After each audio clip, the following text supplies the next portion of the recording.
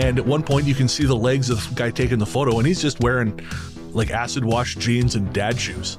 She left him then. He lost his pagan baddie. Gotta treat your witches properly, otherwise they'll just go away. Hello and welcome to Talk Spooky to Me, the Ghost Story Guys mail show. I'm Brennan Storr. I'm Paul Bestel. And this is our opportunity to hear from you, our audience. Paul Bestel, my friend, welcome to the first Talk Spooky of 2026. How you doing? I'm doing very well, thank you. Very well. This post-darts, January is going okay. I'm filling the void with building Lego and discovering darkwave bands from Germany and America. I do love a good darkwave band. You mentioned you had a playlist. Can you give us a couple artists that we should check out? Certainly. The band I've discovered who are quite good because they've done a cover version of one of my favourite camp Italian synth hits of the 80s, Touching the Nights, is a band from Washington. They're called 2D Cat. Okay. And they're kind of like synthy, poppy, interesting band. So I like them. Some of the weird ones in Germany are one guy, I think he's called Mad Thorn, but I just need to check because I don't want to get him wrong. Because, you know, we might be very popular in the German darkwave scene. Who knows these things? We have German politicians following us on Instagram. It's entirely possible. So they're from the right party. Yes. Yes, Mad Rod. There you are. That started on its own. I said it and it just came on. Cold Cave, Altered View, Techniques, Berlin, Charlie. I'm sure that's a code word for something. Nicholas Vandt, Mr. Sweatband. That's a good one. His song's called Dance Forever. I would listen to that just on the basis of his name alone. Listen to a few remixes. Miss Kitten, somebody I've not listened to for about 20 years, so I've been rediscovering that as well. Curses as well. There's a lot going on at the moment in the German darkwave scene. Apparently. Both me and our listeners have some homework to do. I'm looking forward to getting some new music. I'm in that place right now where I'm listening to a lot of the same stuff I've been listening to for like the last year. So I need something to kind of break me out of that funk. And actually, as if answering the call, in addition to the darkwave you recommended, we have a synthwave artist as our special guest at the end of the show. Is it Kavinsky? Even cooler than Kavinsky. What? It is our listener, Faustbot. Oh, awesome. Yes. Although, speaking of Kavinsky, just before we get to the email and the thing I wanted to talk about, I was reading an article about how some films on streaming services are being changed in order to make them easier or cheaper for the service to license. And apparently Drive on Prime has had a completely new score. Yep. I noticed that because I started watching it last month on Prime and it started and I went, what the fuck is this? What the fuck is this? What have they done? So I stopped it and I went, no. Is it just the score or did they take out the Kavinsky stuff? The Kavinsky's not there. Really? The whole opening scene's completely rescored. What's the fucking point at that point? And, well, I asked myself the thing, why am I streaming a film I own? And so it made me get off my arse and just open the drawer and put it in. Let night physical media, wash me. Beautiful, beautiful song. Yeah, I loved. I mean, what was it? 8 years between albums. Please don't do that to us again, Mr. Kavinsky. No, I actually just re-upped my Vinegar Syndrome subscription. They have a week at the beginning of every year where you can buy in again, and it's like I don't really have the money, but I'm like I like having the physical record of these things so much where it's because it's not going to be fucked with. And it will last, at least 20, 30 years. So I'm like, well, whatever, I'll put it on the credit card. Oh, that's tomorrow money. I'll figure it out. But because of shit like this keeps happening. And because, you've got these streamers, which are basically becoming like the Blob, just consuming everything. I think it's going to get worse. Oh, of course it is. Yeah. Always buy physical media. Shit, folks. Yep. Always. Because the fuckers in charge will stop you.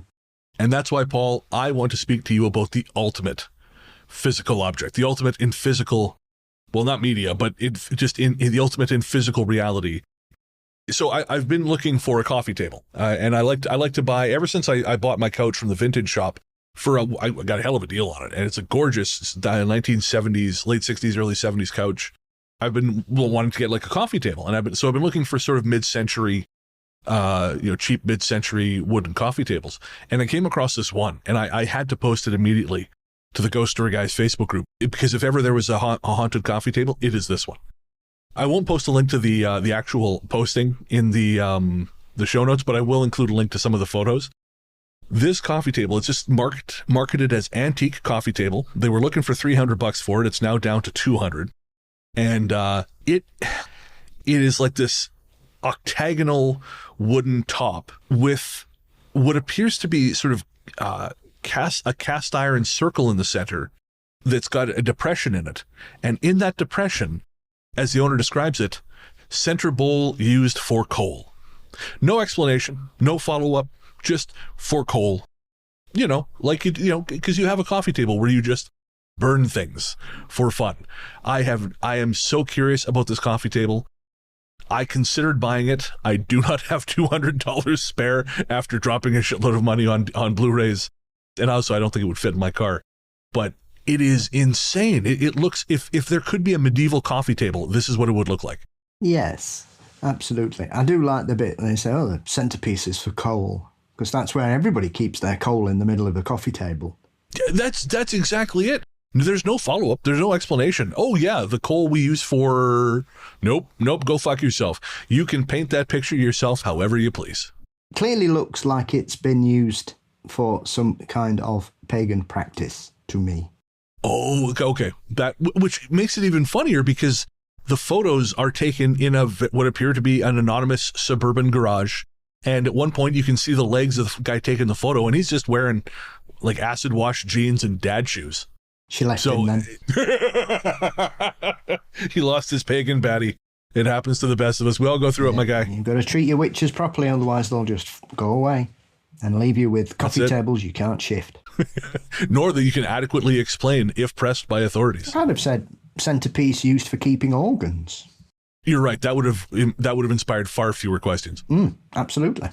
Jesus Christ. So there you go. I'll post some Imgur links in the show notes. You guys can look at what is most certainly a cursed coffee table. It is very special. And again, I won't post a link to the actual Facebook Marketplace listing, because I don't think that would be fair to the seller, who appears to be using his real name and real Facebook account. We don't want to do that to him. It'd be a shame if somebody bought it and sent it to you anonymously, and then you just got a knock at the door one day and there's the table there waiting for you. Like people used to send out Bell all kinds of weird shit through the post, didn't they, and terrify you.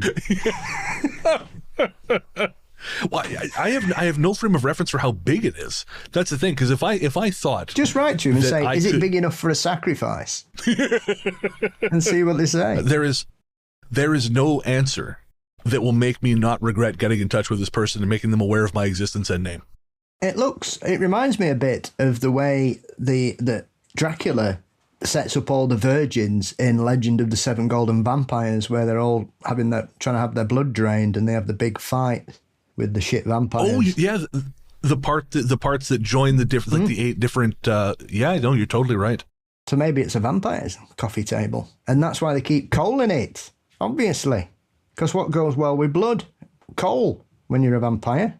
I'm going to nod my head because I'm afraid to know why you know this. I don't, but I would imagine some of them have got a bit of a kink.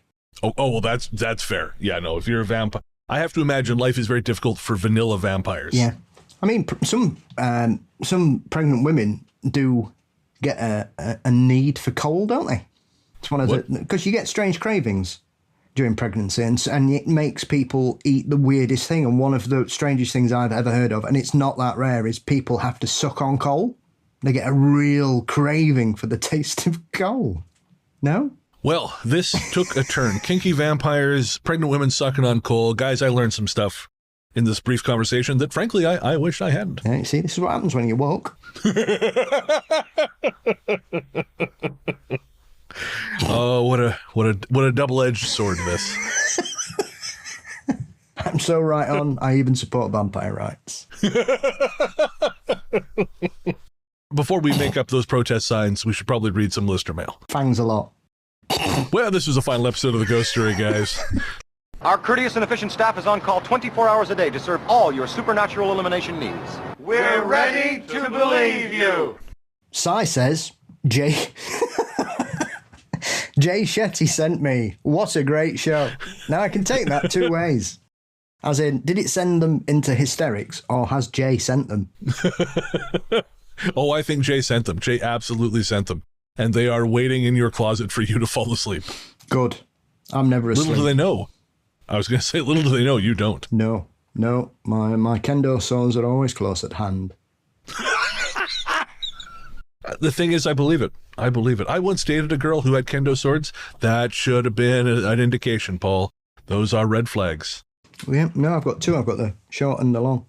Had them for years, but they haven't been used for a while. Not since the last time Jay Shetty broke into my house. Fuck off, you bullshit monk. We both have our nemesis. I've got Danny Robbins. You've got Jay Shetty. Oh man! So thank you, Sai. That was brilliant. Up next is another one from Spotify. This is from My Junior Baby.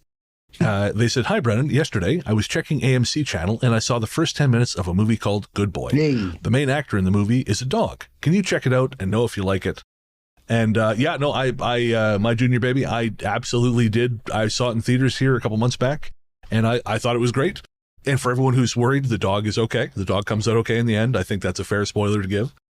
I know some folks reached out when I mentioned it, and they said, does the dog get hurt? And no. And if you watch, there's a featurette at the end, or at least there was when I saw it theatrically, where they show how they made it. And, the director was joking that people have said, well, the dog, was a great actor. And he's like, man, the dog doesn't know he's doing shit. The dog's just laying on the bed. And they show the shots before they color grade them. And it's literally just the dog laying on the bed. But then they darken everything and they add the sound effects. And it looks all of a sudden like he's watching the dark. Whereas previously he'd just been laying there, post kibble. So anyways, yeah, Good Boy is a good film. It's a little bit long, even with its short runtime. But no, still a good watch. And the dog is okay. Yeah, my third favourite horror film of last year. What were the first two? Sinners and Weapons. Oh, that's fair. Yeah, Sinners would definitely be my first. What a great fucking movie. Yep. Michael B. Jordan continues to roll asunder. Good on him. Brilliant. Usually playing twins is a bad sign, but it's nice to see somebody pulls it off for once. Are we going to just dismiss the oeuvre of the great Jean-Claude Van Damme, who has played twins in 37 different movies at this point? I had to sit once in a cinema watching one of those. One of the early ones.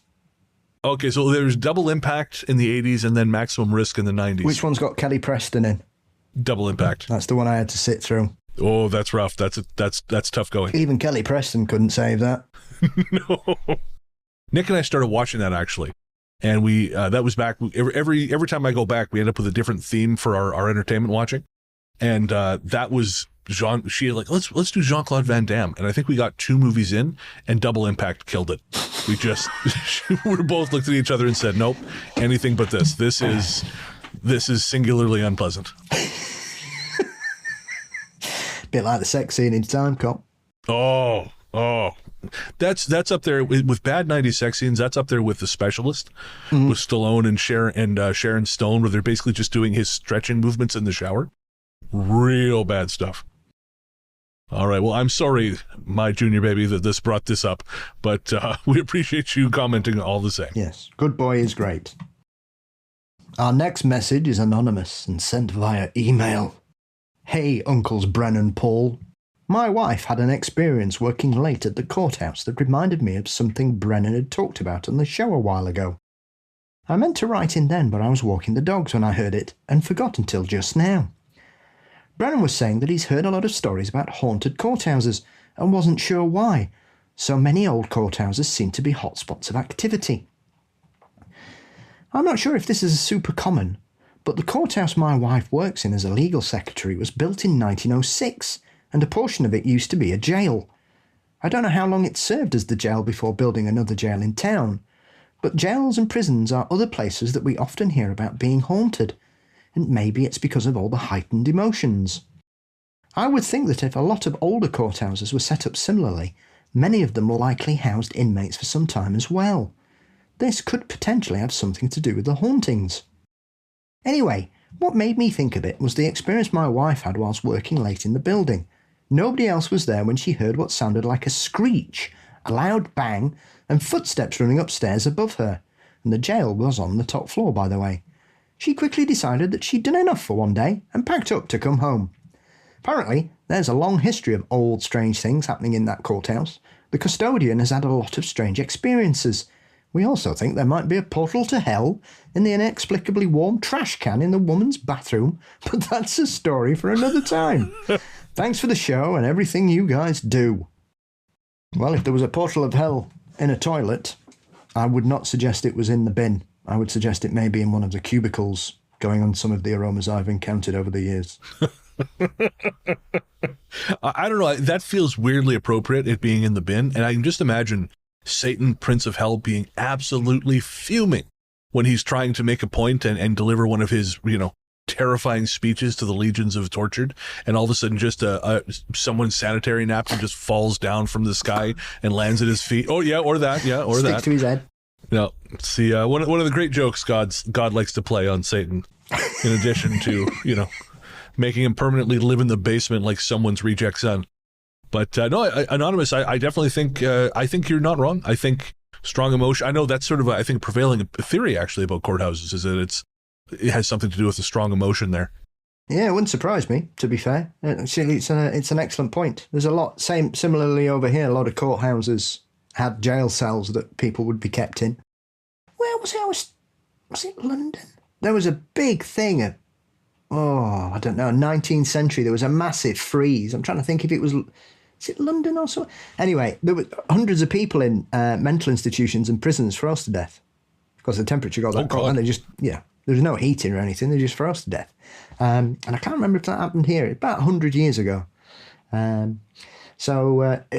Jails, you can kind of understand it, but it would be interesting to see when jails started to be built, because I would imagine a lot of places had holding cells in the old days when you were dealing with sort of highwaymen and bank robbers. And obviously in America, a lot of them had cells there, and they would build prisons, and you would have people breaking in and breaking out and all kinds of stuff going on. So who knows? So next up is from Fiendish Glee on Patreon. Fiendish Glee says, I was listening to this, and when you got talking about names in different countries and the guy named John Brown from Venezuela, and then the abolitionist, I had to go take a peek at my own family tree. It turns out the abolitionist is actually my fourth cousin 4 times removed on my dad's side. I never knew that, but it's nice to know there's badass in the family tree. Why do I learn so many things from you both? You always lead me down a rabbit hole. Thanks, guys. And that's pretty cool, Fiendish Glee. Considering some of the real gross sons of bitches that I've discovered in my family tree, I am envious. I've never really delved into it, to be honest. My family tree, I'm sure there's some weird and wonderful members. I think my mum keeps checking it and looking into this. Genealogy, isn't it, when you dive into your family tree? Yeah. The only thing I know about my family is I've got no Irish, Scottish or Welsh in me at all. Wow, that's definitive. Yeah, it's very disappointing because I wish I'd got some Irish, because then I could claim asylum. Who was I talking to? They were saying that... Oh, right. I was speaking of Ireland. I always go to the Humboldt when I'm in Victoria. It's my favorite cocktail bar there. I was chatting to one of the bartenders who was from Ireland, and they were saying that Italy is apparently really keen on extending citizenship to people who are from, basically, who have like Italian heritage, if you can prove it. And I thought, well, that might be kind of nifty to get have like an EU passport just on the basis of the fact that my greasy ancestors fled the mafia across the seas. Yeah, they're doing it. There's a few places in Italy where they're allowing you to buy a house for €1. Oh, and I assume then the taxes come in like a wrecking ball. No, essentially, you've just got to promise not to do it up and sell it on. You've got to promise that you'll move there and live there. That's it. That's the deal. Interesting. Because they've got loads of these villages where people are either moving to cities and stuff, and people are just passing away and nobody's moving there. So they've got all these beautiful villages all over the place that nobody wants to live there anymore. And they're trying to drive people to move back to them. So there's a few places that are trying this. I've already checked the list of countries, how much it costs to buy citizenship in certain countries. It's £1 million in Portugal. Nick and I were playing some game called House of Da Vinci. Yeah. And one of the things involves like a risk style game. And every time we took Portugal, I'm like, well, Paul will like this. We'll make you our viceroy. I could live with that. I'd be quite happy to represent us in Portugal. Oh man, if you like puzzle games, by the way, guys, I think it's called House of Da Vinci. It's pretty solid. Cool. But anyways, yeah. So that the thing is, I don't want to move to a village in Italy. I currently live in a city of 400,000 people, and I bitch that it's too small. So I don't think I'm going to be real happy living in a bedsit in the countryside. Hey, you could live in a big city like Sheffield, where the police have admitted today that they told the wrong family their son had died over Christmas. That's the big story here today. Oh, Lord. I mean, one of them survived and has been in the hospital 3 weeks. So quite at what point they didn't realise the right person had survived, I do not know. And they blamed it on the fact that they mixed up the ID, not the fact that they don't look anything like each other. That's rough. I cannot imagine anything Awful. Yeah, it's just terrifying. That's good Lord. I'd still take Sheffield over the Italian countryside. Oh no. That weather, man. Mwah. Bellissimo. Our next missive is from Laurie via the medium of email. And Laurie says, "Hello, Brennan and Paul. Long-time listener, often-time emailer. Brennan, many episodes years ago, you mentioned an experience you'd had in the Pacific Northwest with a friend of yours. If I'm remembering correctly, the two of you were in a forested area, and one of you heard the other one calling them from the trees. I believe it was your friend who heard your voice calling, and he'd recently been injured or had surgery, and yet was still trying to follow the sound of your voice. You saw him and stopped him before he went too far or hurt himself. I'm a horror writer, and this story has stayed with me because that scenario gave me the chills. I began working on a novelette years ago with the seeds of inspiration from your tale, refining it over and over, and today, the final version of it was published with Perseid Prophecies. Thank you both for all you do on your podcast, from the great stories to the banter to the mental health support and awareness. I wanted to know your influence and inspiration spreads in ways you probably never even considered. Keep up the good work. Laurie." Laurie, congratulations. I am unbelievably honored and so excited for you. That is the coolest shit. I will put a link in the show notes to the magazine. You can download it, read it for free. I just started reading it. I really enjoy it so far. I love the way you use language. I shall check it out. It's good shit. And honestly, man, that's why I love doing this show. Like, you know, some podcasters, some people who do what we do, it's purely a need to be liked. Right? It's like they want someone to say you're the most special boy. And sure, hey, I like having my ass kissed as much as the next guy. But to more know that you've inspired someone to do something and to do something that's like outside their comfort zone, that's worth 1,000 compliments. That's worth 1,000, like, you're great. Just to know that you've had a positive impact on someone's life, that is massive. Oh, absolutely. Absolutely. I can't think how much money we've made for small publishers. We should be getting a cut, goddamn. Mind you, I know some folks in like independent literary press, and I think we're doing better than they are. And that's saying something. I just got our ad revenue statement for December. Yikes. I always need more books. This is true. You can never have too many books. I will say I've been reading that Dennis Wheatley novel. Mm-hmm. They used Dark Forces. It's like number 8 in the Gregory Celeste series. Yep. And folks, Dennis Wheatley, you've probably heard Paul talk about it. I know you've heard Paul talk about this on the show. He's a British horror author from the 60s and 70s? 40s, 50s, 60s, 70s. Yeah. Middle part of the 20th century.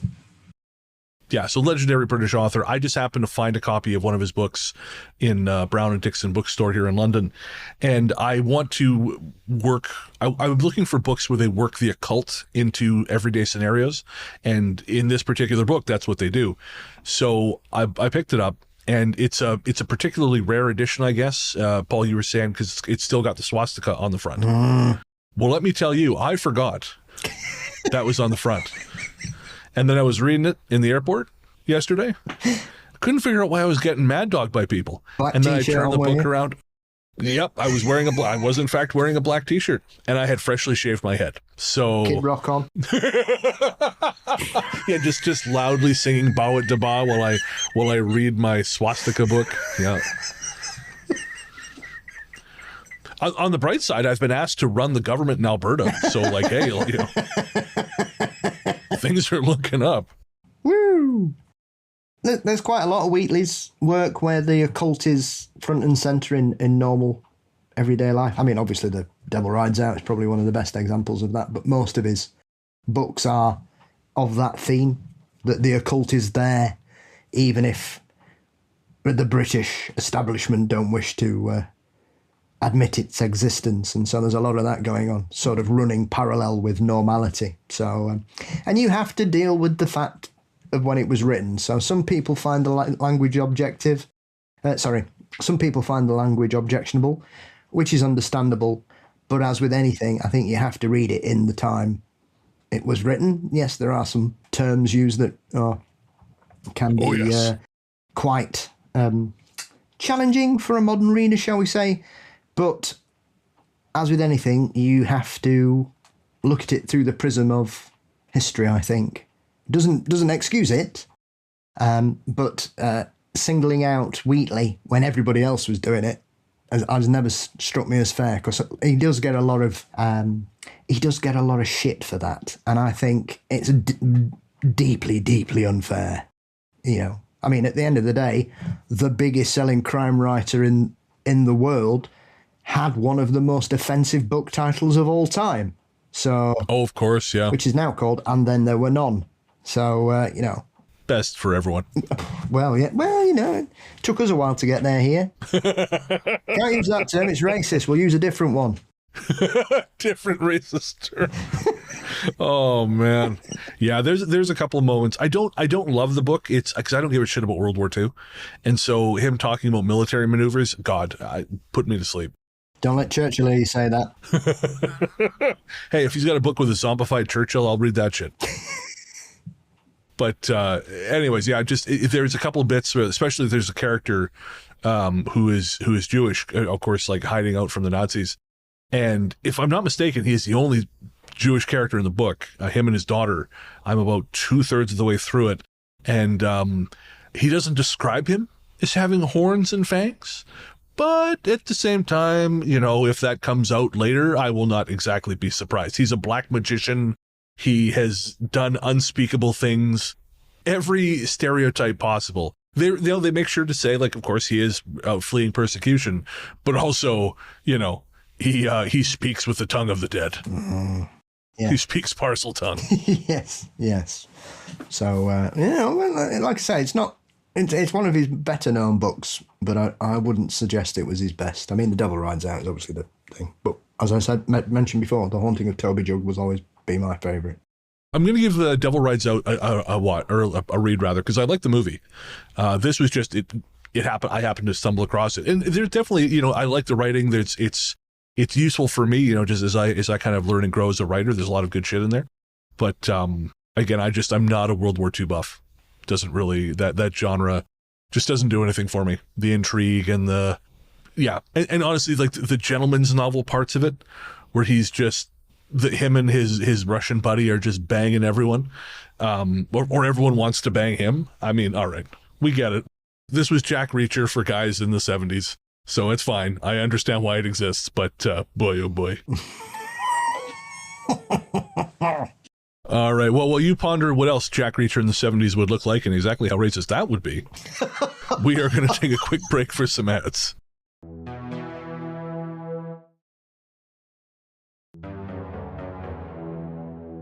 So next up is a comment on Instagram from Spaceman Ray Ray.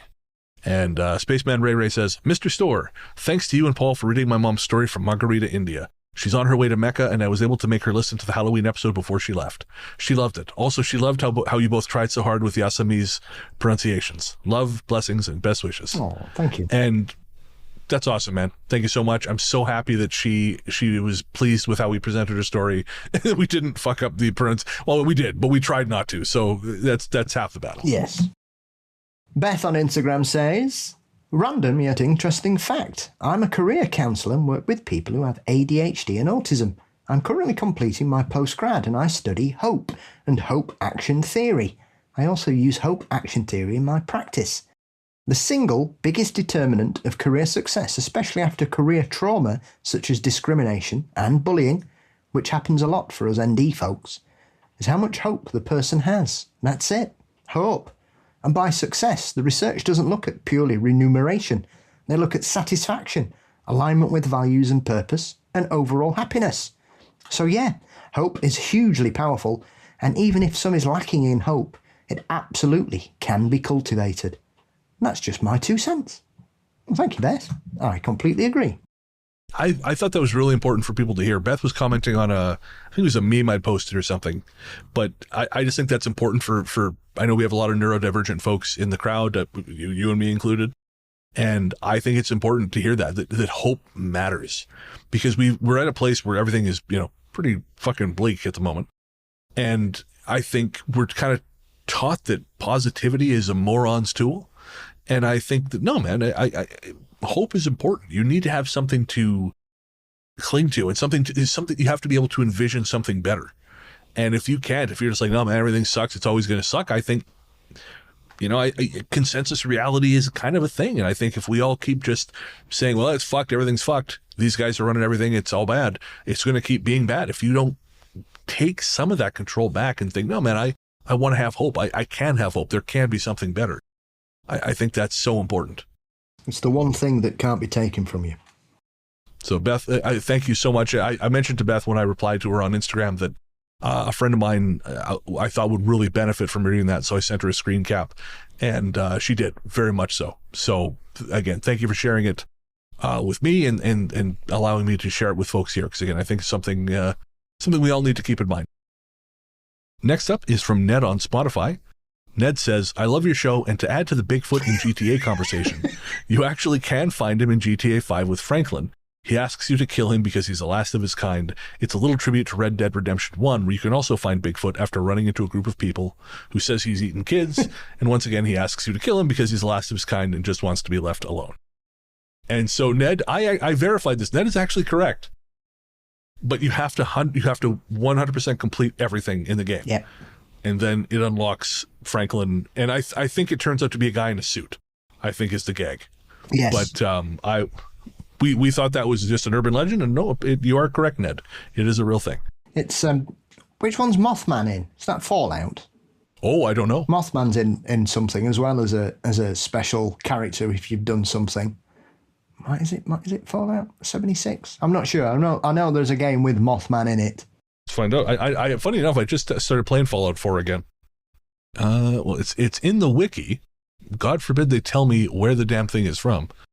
I love how they have the whole thing like it's real. But for fuck's sakes, tell me what game it's in. Game? What game? This is just no. Stop it! Jesus Christ!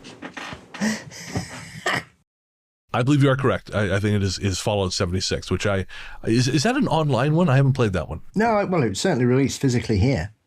No, I guess I mean, like, is it like a MMO or something? I'm not sure. It's been a long time. Yeah, fair enough. As I said, I played a bit of 3. My sister got me 3 a long time ago.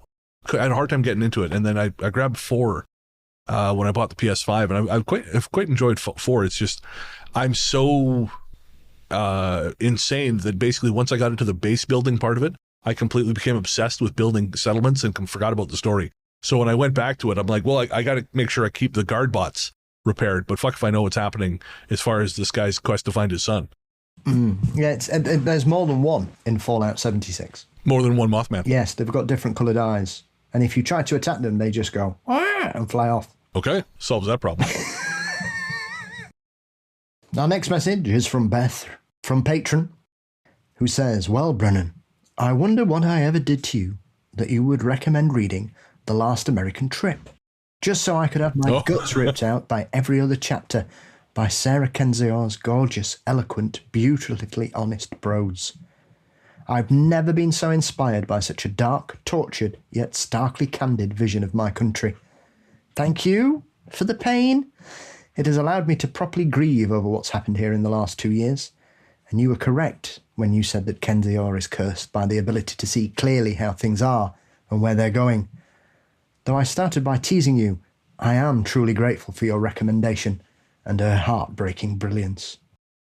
Oh, that's somebody else's weekend you've ruined. Well done. It's what I do. I've passed the mantle. And that's a different Beth than the Instagram thing. Yeah, Beth, I'm happy you enjoyed it. We're /tormented by it. It's a great book. Sarah's a brilliant author, brilliant journalist, and she is absolutely cursed with pattern recognition. She's been calling these shots since, I want to say, the mid-2010s, if not a little bit before. Her first book was The View from Flyover Country. That was 2015, but it was originally published in 2013 by Al Jazeera. So yeah, so she's been around. She's been around for a while. She knows her shit. Again, it's sobering stuff. Yeah, I won't get too much into it because we don't want to be even more of a bummer. But yeah, brilliant journalist who, as you say, has great pattern recognition and has written about it. And a lot of people made fun of her. You know, her books, as I say, View from Flyover Country, Hiding in Plain Sight was the next book. There was They Knew, and now The Last American Road Trip. And if you want to see what the big plan is, read her books. I don't know if you want to see, but I don't think she's wrong. So that's a bummer. Thanks, Beth. I guess we deserve that. Speak for yourself. Okay, I guess I deserve that. I'm Catholic. I always deserve that. I absolve you. Grazie. I can't think of it. I was trying to think what's a Latin. I can't think of it. You're not going to get much help here, mate. No, I know a handful of Latin shit just because I was in catechism. Like long time when I worked for the consulting company, my boss, he made a mistake once and he tried to pin it on me, and I'm like, nah, man, this is a you thing. Here's the email in which he did it. And he went, mea culpa. And so I said, ego te absolvo. And he had no idea what to do with that. Yeah, the only Latin I know is for me necromancy, so I don't want to start saying stuff. That's fair. Well, boy, do I have a coffee table for you. Has it got somewhere I can keep the organs in? It does. Wow. What luck. Whoa. We are so in sync right now. Brilliant. I've been looking for something like that. So messy, necromancy. Well, we've got one last message, and then Paul will go about collecting his new altar / coffee table. Yes. And that comes from Veruca Gash on Spotify. What a name. And Veruca is referring to our previous episode, and then there were ghosts. That's episode 231. And Veruca says, I too would rather be an arsonist than a transphobe. As a longtime listener who happens to be non-binary, I really appreciate your vocal support for the trans community. In a time when there's more money in bigotry and hate than love, your support and allyship means a lot. Thank you. And hey, thank you. I will. Yeah, being a son of a bitch pays way better than what we do, I gotta say. But I don't know. But how does that line go? The man who gains the world but loses his soul. I don't know. I've never been so evil to use that as my epitaph. That's it. It's a biblical quote. It's from Matthew 16:26. For what is a man profited if he shall gain the whole world and lose his own soul? Or what shall a man give in exchange for his soul? And again, I'm a son of a bitch for a lot of reasons, but you know, and maybe if someone put a dump truck of money in front of me, I'd feel differently. But I would just I'd rather be lonely and broke than in the company of assholes with pockets full of money. Yep, I'd rather be poor and clear of conscience than loaded and bigoted. I'm not clear of conscience, but half that is true. Well, I'm not, but you know. Oh yeah, on this subject, I guess that's fair. My heart is true in standing with the marginalised. There you go. Absolutely. So thank you, Veruca. It's nice to hear that. Again, it's just the right thing to do. It's just what it boils down to, you know. If you got every media outlet and people with millions upon millions of billions of dollars telling you this fucking tiny fraction of the population is the reason for your mistakes, or is the reason for your problems, something's not right, you know. So immigrants and the poor and trans people are why everything is bad right now. Nope, I guarantee it's not. I guarantee it's not. I guarantee you that the multi-billion-dollar apparatus telling you that shit might have something to do with it. Nonsense. Yep. Also, yep. There's a lot of crossover there too. Weird that. I know, right? We've all seen Society. In the opposite direction. And if we haven't, we should go watch Society. That'll cheer you up. If you want to read Sarah Kenzier's books, get all bummed out, Society will cheer you up. Yes, or read The House of Silk. Oh, that doesn't sound great. So Conan Doyle's family asked Anthony Horowitz to write a pair of new Sherlock Holmes stories about 15 years ago. Cool. And the first one was The House of Silk, and the second one is Moriarty. And if you read The House of Silk, you may suspect that it is a story based on modern situations, shall we say. Is there a scene in a Pizza Express in Woking? It's not far off. Uh-huh. I'll say that. It's very eye-opening, but they're both brilliant books. I know he said he didn't want to do any more after that, the second one, which is a shame. Because they do it occasionally. They allow other authors to write Sherlock Holmes books, the Conan Doyle estate. So do they have to authorize it, Yeah. or is it passed out of copyright? Oh, no. Interesting, because I know Paul Kane, he did a Hellraiser crossover. Sherlock Holmes and the Servants of Hell. I think you've got to get permission. You can use it, but if you're doing a full-on Sherlock Holmes novel, you've got to get their permission for all the characters in it. As far as I'm aware, they fully have controlled it. I mean, his wife was very protective of the estate after Conan Doyle died, and I think the family have continued to protect the legacy, which is remarkable when you see some of the shite that's come out attached to Sherlock Holmes over the years. All right. Well, we're going to draw a line under it there. Thank you to everyone who wrote in, who left comments on Instagram, Spotify, Facebook, who sent us emails, who sent in the form on our website. We appreciate every single one of you.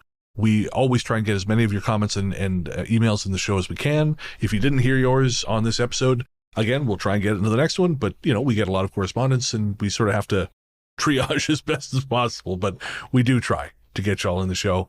And even if you don't hear your message, believe me, we saw it, good or bad. So, if you said some shit about us taking Christmas off, we saw you, and we're coming for you. Don't worry about it. I didn't. Well, someone's got to have plausible deniability. So if you want to reach out and to ask us questions, tell us nice things, you can do that by sending us an email at ghoststoryguys@gmail.com. You can find us on Instagram as The Ghost Story Guys. We're on Facebook as The Ghost Story Guys. Finally made a group. We are on Reddit as r/Ghost Story Guys podcast. And again, you can fill out the form on our website at ghoststoryguys.com. Paul, my friend, where can everyone find you online? You can find Mysteries and Monsters across most social media platforms and podcast sites. Fabulous. I'm Largely the Truth on Threads, Instagram, Blue Sky, and Letterboxd. And you can find my horror fiction show, Fear Daily, everywhere fine podcasts live. And of course, you can also hear me reading audiobooks on Audible. That's reading both my book, A Strange Little Place, and Ruth Roper Wild's These Haunted Times, Volume 5. And finally, it would hardly be an episode of Talk Spooky without a song. And this time around, we are pleased to present, I think for the first time on this show, a friend of the show, someone whose work I've deeply admired since their first EP, Faustbot. And yes, big fan of Faustbot.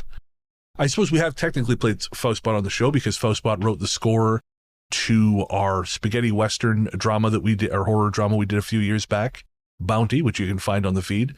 But this is the first time we've played something from one of Faustbot's albums, and I cannot recommend their first album enough. It is legitimately one of my favorite records. It's called Synthetic Noise.